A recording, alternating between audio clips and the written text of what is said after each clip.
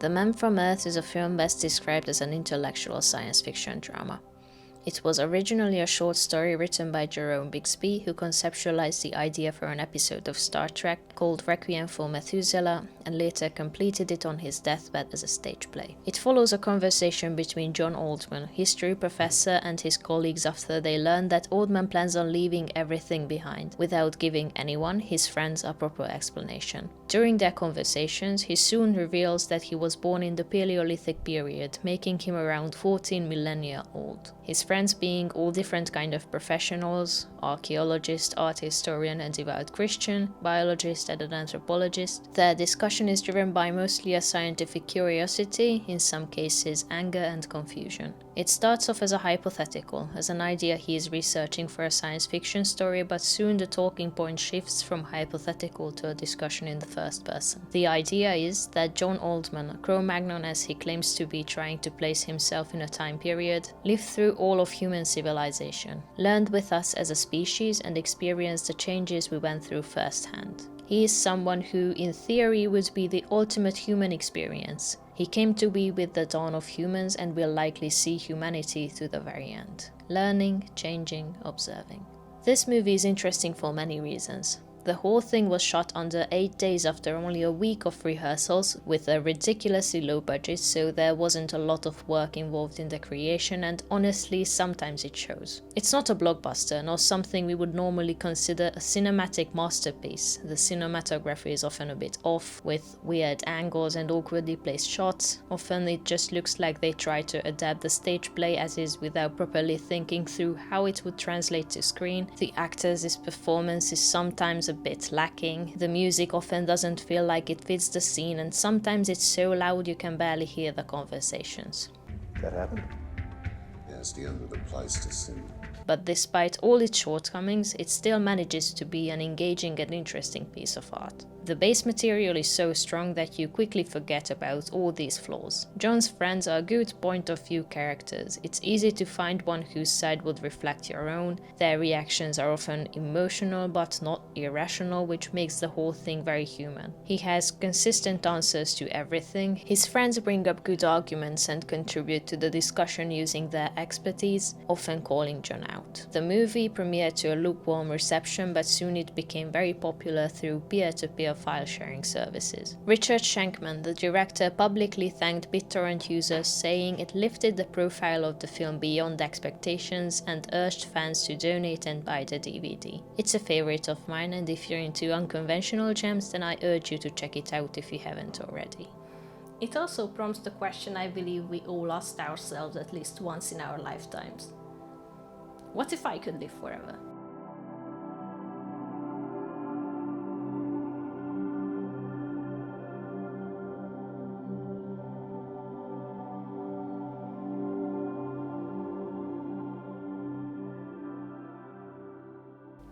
The Philosopher's Stone is something I think everyone has heard the name of, if not else at least in some fantasy works.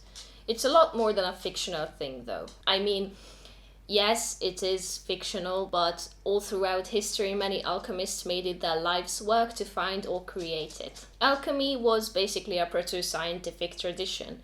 It predated modern science, but many methods alchemists developed served as a basis for scientific experiments later on. Alchemists believed that the so-called prima materia was the ubiquitous starting matter for all things and the main ingredient for the Philosopher's Stone, the secret behind turning simple metals like lead into precious metals like gold and silver.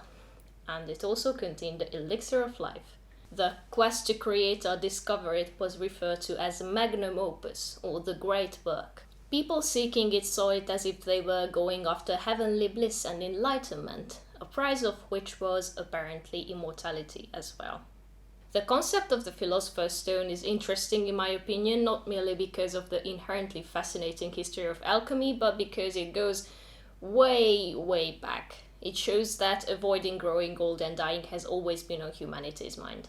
So, There's no simple or good way to go about this topic, but I'd like to state up front, I'm not going into any kind of occult or religious kind of immortality, not now and not ever. My focus and interest are on the types that appear in pop culture frequently, science fiction and actual science, and what scientists mean when they claim something is immortal, all the while dressed sort of as a vampire because I'm a hypocrite.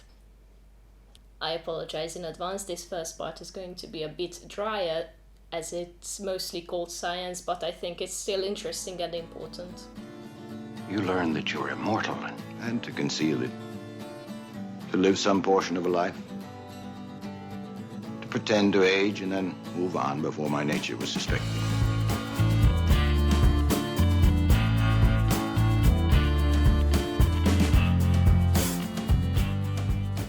The question why we age and why we die eventually has been bugging scientists and non-scientists since forever. One key thing about aging before we go deep into the topic is that we don't actually know what it is. Our current understanding is that people don't die of old age, they die of things related to old age. We don't yet understand aging as a whole, and in most cases the cause of death can be pinned down as a single thing, usually something with increased risk as some gets older, like congestive heart failure, stroke, or certain kinds of cancer. Sometimes though, old age is listed as a cause on death certificates. It varies between countries whether this is allowed or not. For example, Queen Elizabeth II, who just recently died, had this listed as the cause. It has to be noted that this is only allowed in the most special circumstances, like in her case her doctor treated her long before she died. The doctor witnessed a gradual decline and there was no apparent illness or injury that would have contributed to her death. There are many theories on how aging actually happens and why it's even a thing. One of the most popular ones is the free radical theory, which at first glance sounds like a conservative's nightmare. Free radicals. But free radicals in chemistry terms are just super reactive molecules, usually containing oxygen, that have an uneven number of electrons in an atomic orbital, which makes them highly unstable, and they want to get another one to even it out. To achieve that, they rip those off from surrounding molecules, like DNA, if that's the thing closest to them at the moment, damaging them in the process. To any chemist just dying to complain about these, I know I'm trying to explain a concept. This damage apparently accumulates over time and leads to the specific kind of deterioration we now call aging. Normal processes inside cells can create these free radicals as well as radiation, chemicals in tobacco, but it's necessary to mention that they're not all bad. They are needed for other functions. For example, some immune cells actually use these very reactive molecules to destroy intruders by basically bombing them, to list a cool example. The ones that are not used are normally swept up by antioxidants, molecules that can donate an electron to the raging free radical, rendering it harmless. The problem starts when the free radicals outnumber the antioxidants. It's a bit ironic that oxygen, one of the crucial elements that keep us alive, is slowly killing us. There's a lot of quackery surrounding antioxidants, so I feel like it's my responsibility to address them quickly.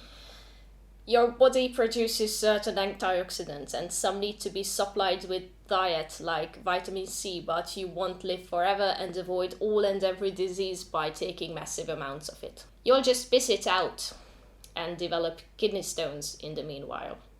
In simpler terms, we are running impossibly complex biological pieces of machinery. All things need maintenance, and even with that, the parts wear down after a while. The Man from Earth has partially addressed John Oldman not aging with a very popular urban myth of how all the cells in your body are replaced around every 7 years. Yeah, the pancreas turns over cells every 24 hours, the stomach lining in 3 days, the entire body in 7 years. They're not. This myth started from a paper that measured the lifespan of cells in the human body, and the average number turned out to be 7 years. Average. Some cells, like skin cells or the ones in your gut, are replaced very quickly, but some stay with you forever. Your heart is very bad at regenerating itself, most neurons in the brain and spine, the cells in the lenses of your eyes. While it's inspiring to think that every 7 years you're a completely new person, biologically speaking it's inaccurate. And even if it were true, the cells get replaced by multiplying. If the DNA in one cell is damaged, that damage will be copied into the new cell and so on and so forth. Even though modern medicine and science have allowed us to fight off many illnesses and continues to come up with improved ways to help us live longer, this natural deterioration we can't stop with our current knowledge means we have a certain limit to how long our lives can be. Using mathematical models, over the years scientists have estimated the maximum lifespan to be around 120 years. It was originally estimated to be an exponential curve. After your late 20s, your risk of dying increases year by year in an extreme fashion. Nowadays, the belief is that this curve isn't this pretty. It has some wonky parts, like if you reach 105, the risk plateaus until around you reach 113, where it rises again. Giving a firm limit to life expectancy is a controversial topic, though. Many gerontologists, scientists studying longevity, claim that it is unscientific to draw a line in the sand. I tend to agree with this a bit. Our understanding of life and biology constantly progresses, and although it is unlikely we'll find a cure for aging in the near future and live forever, there's a slight chance that we will. I'd say something similar to the chance of the sun fizzling out like a Christmas sparkler. But that's just my personal opinion. We don't know enough about the topic to say it's definitely this or that. When studying extreme ages, there are several issues at hand. One is that the data we have is a bit unreliable. Even when using the most sophisticated databases, there's a chance that what you see isn't authentic. Data keeping wasn't that great 120 years ago, and official documents could be just a piece of paper with something written on it, which is quite easy to forge. So they could have come from anywhere, really. The other is that as ages get bigger and bigger, there are fewer and fewer people, and after a while that number becomes so little that it can't be used to generate statistical significance. The thing is, life expectancy has grown steadily in developed countries in the last 200 years. Nowadays it's higher than ever, but it seems that technological and medical advancements to this point helped more people to reach their natural limits by not letting them die of now easily curable things.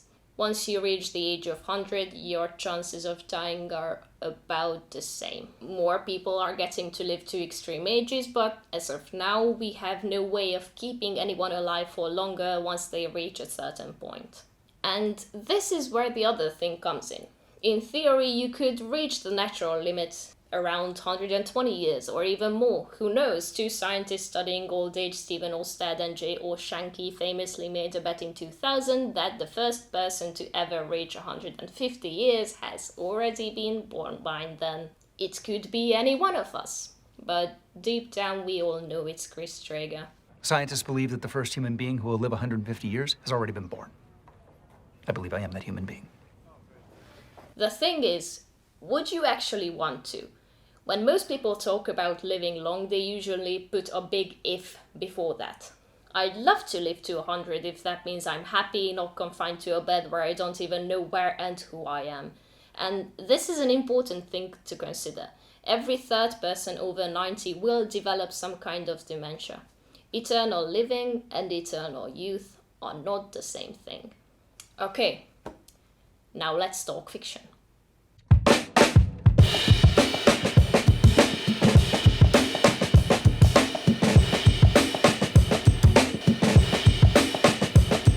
Fundamentally, two types of immortality appear in pop culture: Supernatural and science-y. In either case, you don't need a clear explanation, just a bit of background on how they can live forever, and that will determine which group the characters belong to. Eternal youth and immortality are often interchangeable, which is sort of obvious. If you're young forever, you can only die of unnatural causes, assuming you won't die of diseases either. Or not even that. Supernatural immortals are beings that exist outside of the laws of nature. whatever they have that makes them live forever has nothing to do with what we just discussed in the last chapter. It's a way to go around all that. They don't merely cheat nature, they step outside of it. Sometimes you have existing lore like vampires who live off the living energy of other beings. By claiming a creature as a vampire, you already said enough. Often the things you need to explain are the differences to the lore. In What We Do in the Shadows, both the film and the series, the characters are everything you'd expect a vampire to be. They burn in the sunlight, they lure their prey in by being irresistible, they sleep in coffins, have very fancy fangs, and they walk you through every bit of what it's like being a vampire. It's also quite funny because the vampires are also sort of frozen in the past, and anyone living in the modern age considers them odd or weird, which is not in line with what they think of themselves. Submit and receive mercy. Resist and only die.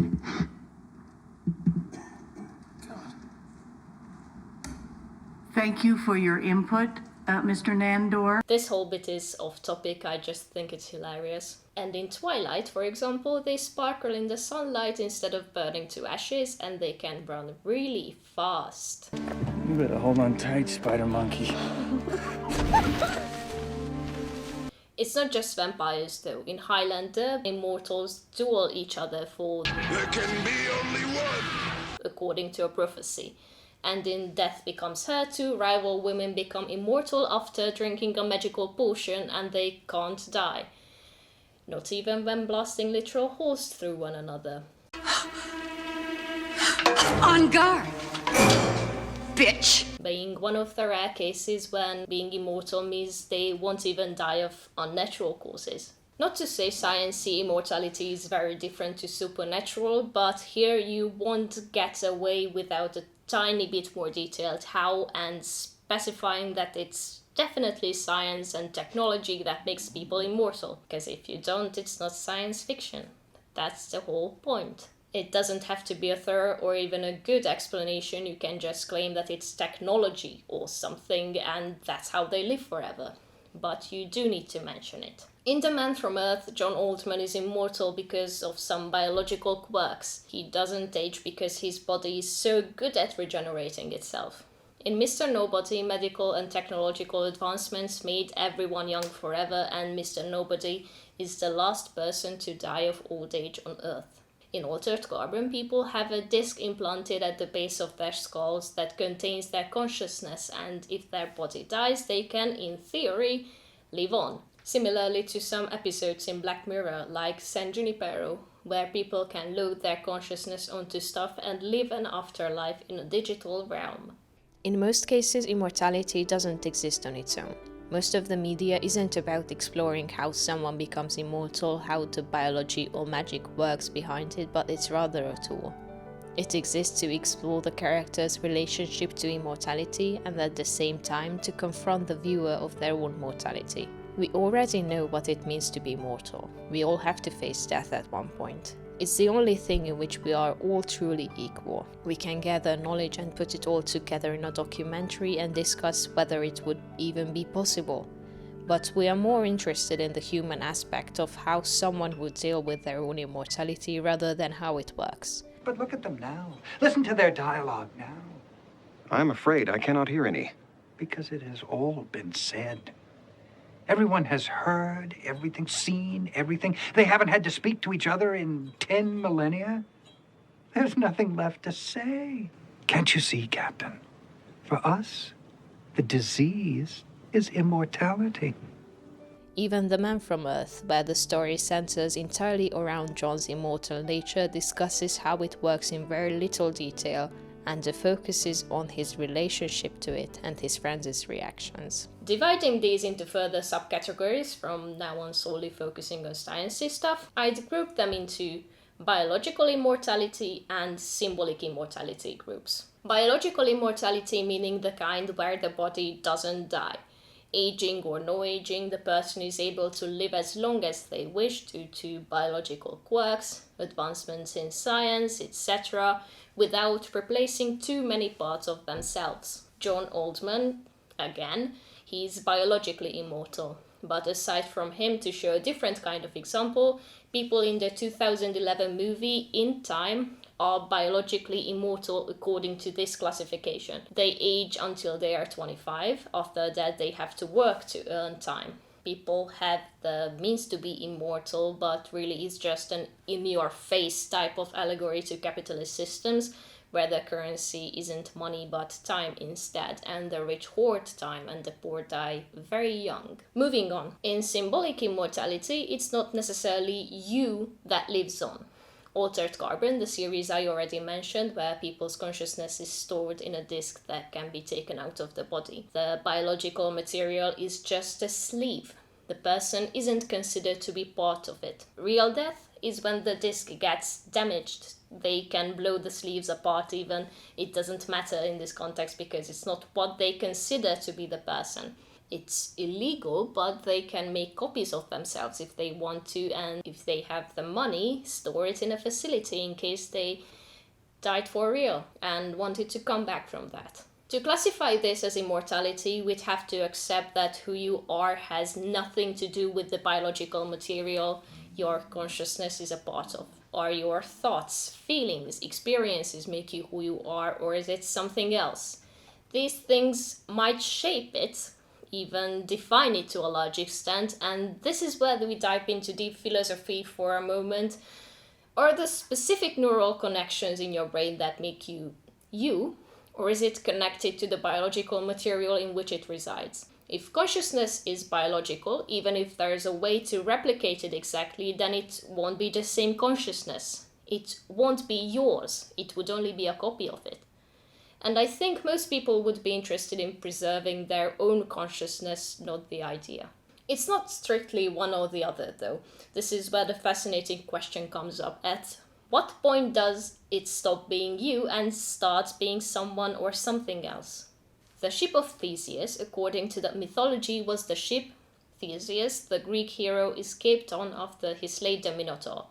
It became part of a ceremony in honor of Apollo for hundreds of years to take the ship to Delos, and the constant maintenance done on the ship to keep it in a certain condition, replacing parts, all that, raised a very specific question in some ancient philosophers. At which point does the ship become a different one? Nowadays it's considered to be more of a thought experiment, and I think it's quite applicable here. And it gets a lot more complicated when we don't assign the same significance to all the parts. If you get a prosthetic limb, I don't think anyone would debate if it's still you, but what if you moved your entire brain inside a computer? Would that still be you? And if it wasn't the brain itself, but the contents of it? We generally think the consciousness, therefore the self, is in the brain, or is the brain, or at least parts of it. The core theme of Ghost in the Shell. Are you still human if all the biological parts have been replaced by cybernetic parts? You might start off with a kind of biological immortality, only replacing parts that are strictly necessary, that have aged beyond repair. But after a while, all of you would get replaced, and who's to decide if it's still the same person then? In summary, symbolic immortality is when a part of you lives on. It could be your consciousness, your genetic code, your cells. That's a bit of foreshadowing for you. You could even view having children as symbolic immortality. Through them, part of you lives on, and this is how it's viewed in many cultures. Just think of the phrase bloodline and how some parents tend to view children as extensions of themselves. And also symbolic like this. This is my sourdough starter. Don't worry, I'm not going to make baking videos all of a sudden. I'll just stick to science, thank you very much. But it's a good example. It's not one organism, it's actually a mixture of a bunch of different single-celled organism colonies like lactic acid producing bacteria, yeast, stuff like that. But I'm treating it as a single thing. When I'm feeding it, I'm not looking at it as replacing most of them, but essentially that's what happens. The cells multiply, and by feeding it I remove many of the old cells, and so they get room and nutrients to keep multiplying, and a younger colony takes over. The cells in this starter are very much not the same as the ones I started with a year and a half ago, but it's still the same starter, right? Just like the ship of Theseus. Even though it's different on almost every level, I'm treating it as the same thing because it originated from the same thing and I experience it like so. As long as I keep feeding it and not leave it in the oven while I'm preheating it, it will basically live forever. People familiar with science history and bioethics might have already guessed where I'm going with this bit.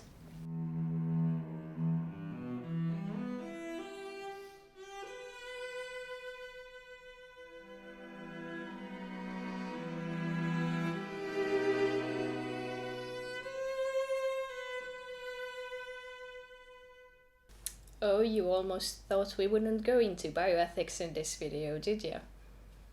HeLa, Henrietta Lacks. Her story is what originally inspired me to do a video on Immortality. She was born Loretta Pleasant in 1920. Her family is still uncertain about how her name changed from Loretta to Henrietta, and she got the Lacks name from marriage, thus becoming Henrietta Lacks. She was an African-American woman. She lived a fairly modest life and had 5 children. She lived and worked on a tobacco farm after her mother's death called Lackstown, which was previously a plantation owned by a white man, Albert Lacks, who was also her great-grandfather. In 1951, she was diagnosed with cervical cancer, just 3 months after she gave birth to her 5th child.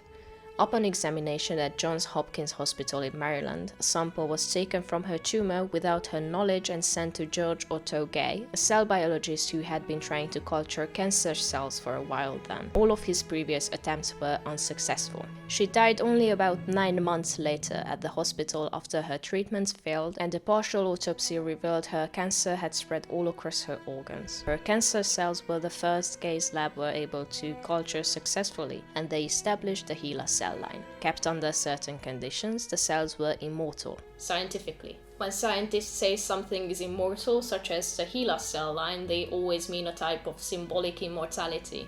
The cells that exist today have very little to do with the first cells, even with her, or the multiplication and the fact that the genetic makeup of cancer tends to be quite unstable. Even the DNA in HeLa cells today have very little in common with her. The interesting thing about this, and the reason why it had to be cancer cells, is that normal cells have a thing called the Hayflick limit. This means they are able to divide around 50 times and then die. Stem cells don't have this limit, and cancer found a way to bypass it as well, and even though cancer is different to healthy cells on many levels, they are also the same. An immortal cancer cell line doesn't only help us learn more about cancer, but it can also show a lot about healthy processes too. The cell line is still around today. It contributed to major breakthroughs like the polio vaccine. In large part, it's because of these cells we know even as much about biology as we do now. Science wouldn't be where it is now without her.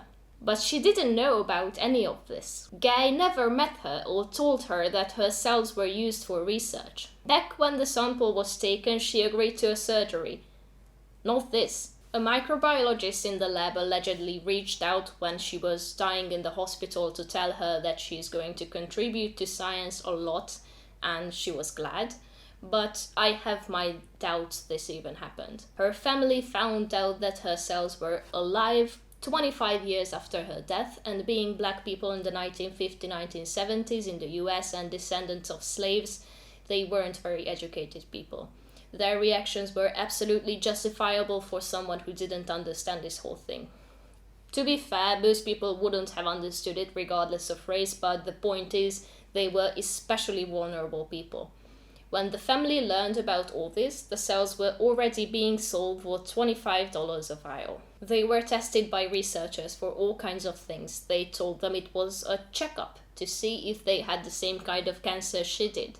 But in reality, the researchers wanted to learn more about the cells themselves.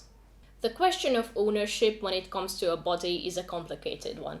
First of all, you can't own another person, as that would constitute as slavery, but it becomes a bit more complicated when the body is not living anymore. In 1908, in Australia, the High Court heard the case between Dodewaard and Spence. Dodewaard had purchased a preserved two-headed fetus for the purpose of displaying it publicly, but the police had seized it, claiming no person can claim ownership over a corpse. If you've ever been to a medical museum of some sort, you can probably guess the outcome of this case.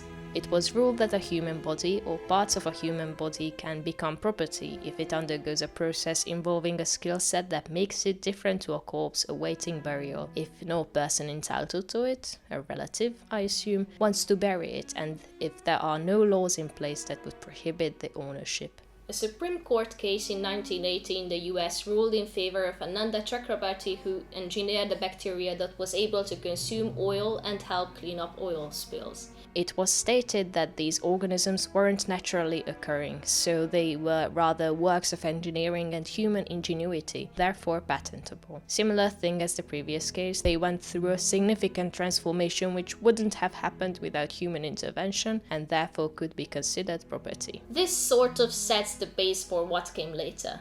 John Moore, at the age of 31, was diagnosed with hairy cell leukemia and had his spleen removed at UCLA because of it. He grew suspicious when he asked if a doctor in Seattle could do his later checkups so he wouldn't have to travel all the time, and his doctor, David Gold, offered to pay for his plane tickets and accommodation. Later it turned out that his spleen was used to create a cell line called Mo. Gold told him nothing about it at all, only had him sign vague consent forms, and all the checkups were to collect more information. The value of the cell line, related products and patents were estimated to be worth around $3 billion in a lawsuit, of which Moore hadn't seen a penny. After years of lawsuits, the California Supreme Court ruled that the cell line and other products were modified to an extent that they couldn't say they belonged to Moore anymore, and therefore he wasn't entitled to any of the profits. Do I agree with this? No!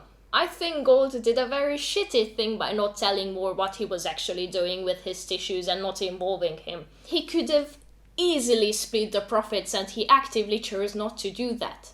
The fact that it was legal doesn't change the fact that he's a dickhead. And the judge agreed that he did violate patient trust and informed consent when he didn't disclose his financial interests. Greedy fuck. Obviously, I'm not a lawyer, so I easily could have missed some things regarding this topic. Most of the things I said are from a paper by Carlo Petrini, not the slow food movement founder or the footballer. It's a very common name apparently, titled Ethical and Legal Considerations Regarding the Ownership and Commercial Use of Human Biological Materials and Their Derivatives. He summarized the example cases he brought up by listing the apparent trends in law. Donors of biological material have a right to be informed of its possible uses and, in particular, of potential commercial spin-offs. The right to control the biological material taken from a donor ceases at the moment of donation. Donors cannot claim rights of ownership in biological material, and the recipient has the right to commercial exploitation of any products developed from the processing of biological material received in accordance with current legislation. Henrietta Lacks didn't give informed consent regarding the use of her cells, but back then that wasn't mandatory.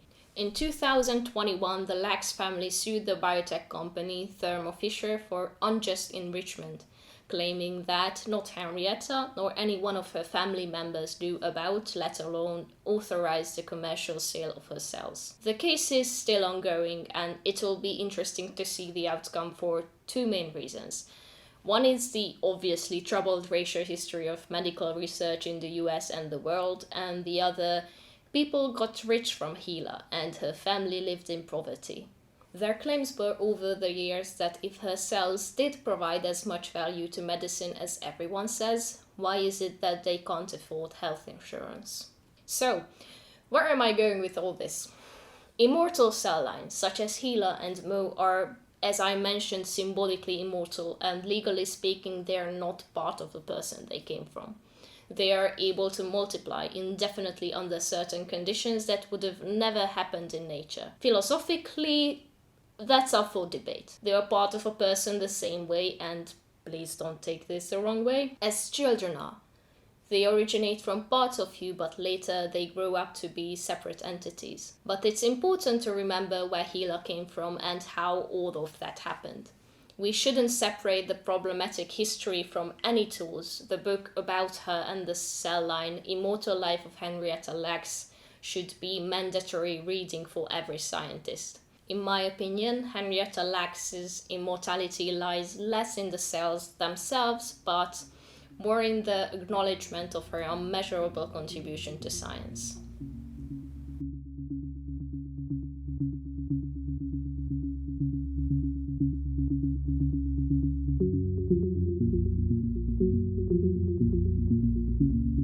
Living forever, or just living long, is something I think we'll always strive for. It doesn't take a long time in the discussion to bring up arguments against it though.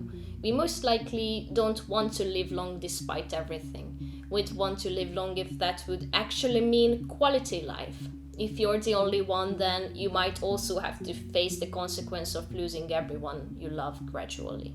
If we were to find a way to live to 200, 500 years tomorrow, that likely wouldn't mean everyone would get to live that long. It's just not that kind of world we live in. A select few would have the opportunity, most likely the ones who already have the means to do anything they want and would be able to live rich for the next centuries, but the remaining population would still die close to the current life expectancy, which is also not the same in all parts of the world. Several developing countries have been and are left behind when it comes to medicine, overall quality of life, and we should first focus on closing this gap before trying to get a select few to live forever. Just recently, in France, they tried to raise the retirement age from 62 to 64, and after protests, one of the wealthiest men on earth had this to say: Macron is doing the difficult but right thing. The retirement age of 62 was set when lifespans were much shorter. It is impossible for a small number of workers to support a massive number of retirees.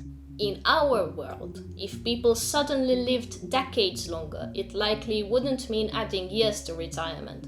It would mean pushing the retirement age with it as well because, let's face it, extending our lives in this current system would likely mean the same thing for longer, with a couple of free years left to enjoy, the same way it is now. Retirement is already something people look forward to, and if we suddenly got the ability to live forever, we'd be stuck in a limbo where no one is deemed fit for retirement and we'd be working forever. I don't know about you, but I'd hate that. I don't want to live longer for that to mean having to do the same mundane things and having just as little time to do the things I like. And some wealthy people are already trying to cheat death.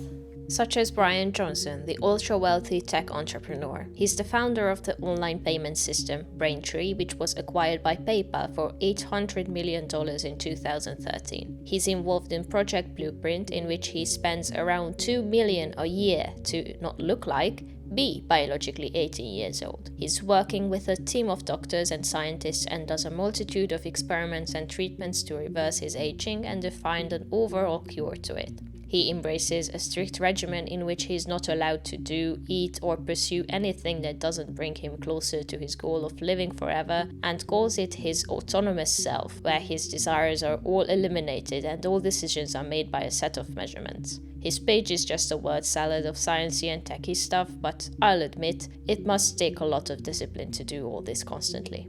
And even though I get the enthusiasm of researchers and biotech company CEOs, I'd like to try and bring some people down to earth just a bit. Progress is slow, and breakthroughs generally don't happen the way you see them in movies by someone just saying something and the scientist storming out and solving the entire thing house style. According to Thomas Kuhn, the most famous science philosopher of all time, I think scientific revolutions happen after a crisis in science, when multiple conflicting theories exist and none of them offers a good enough solution, particularly if an unbreakable piece of evidence emerges that lifts a theory above all others, the scientific community accepts it as true, then it's done. There are many theories on why aging happens, and we might find a solution and see it emerge from the others, but that might not come in our lifetimes. We might add years, decades to the average life expectancy, but we might not be able to solve aging and death as a whole. When Nixon declared his war on cancer, an extra $100 million to launch an intensive campaign to find a cure for cancer. That guy just loved going to war against everything, didn't he? He poured insane amounts of money into research, and he made the claim that they'll cure cancer in a few years. We still don't have a cure for it, but we do understand the disease a lot more, and all this extensive research into it did and does answer a lot of questions, but for every question answered, 10 more questions pop up. I don't want to be super pessimistic here though. I like science, I think it's amazing, fascinating and exciting, but most of the excitement we see aren't these huge breakthroughs. They are good ideas, a successful experiment after 100 failed ones, finding a missing link somewhere that you might have the means to provide. I think science can and will solve many of the world's problems we face. I might even be completely wrong, and soon we'll find ourselves among a bunch of 200 years old youngsters. I can't say that won't happen, but I will say that it is unlikely. And for those to benefit all of us, some things will have to change for the better. And people will have to want those changes. And if I'm totally wrong, a message to whichever group, lab, company creates the modern day's Philosopher's Stone. Congrats, you did the impossible. You defied all the odds. I hope you're proud of your accomplishments. I for sure am.